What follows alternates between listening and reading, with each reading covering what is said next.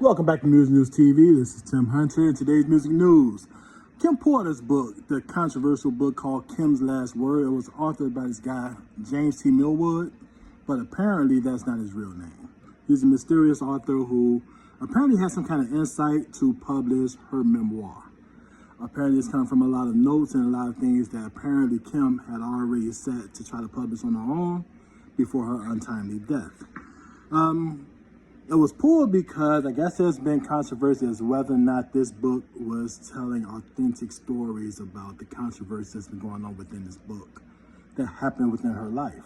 And it's very, very controversial.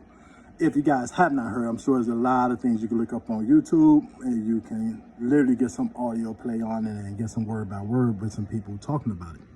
But this is the thing about it. I hate to say this, but I really think that book was authentic. And I got like a suspicion why I want to share with you guys.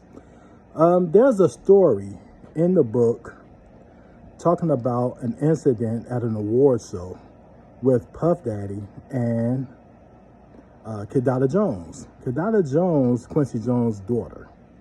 At the time, she was dating Tupac. I don't know if they were engaged. I think they were just dating. Anyway, she sat next to Puff Daddy at this award show. Puff was with some of his crew. His bodyguard, Gene, was there, that you guys probably have seen on YouTube as well.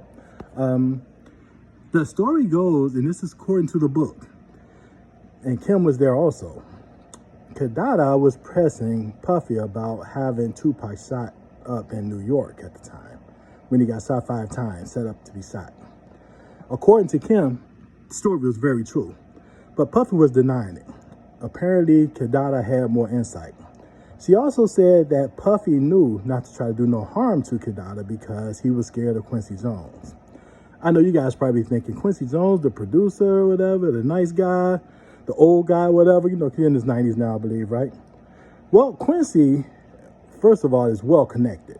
I mean, thoroughly connected, you know, in this music. I mean, everything from the mafia to people just want to have his back anyway, you know?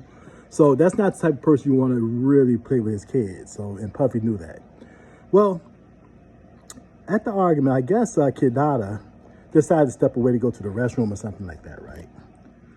Well, according to this book, and Kim said it, that Puffy took the pitcher of lemonade and he urinated in the lemonade.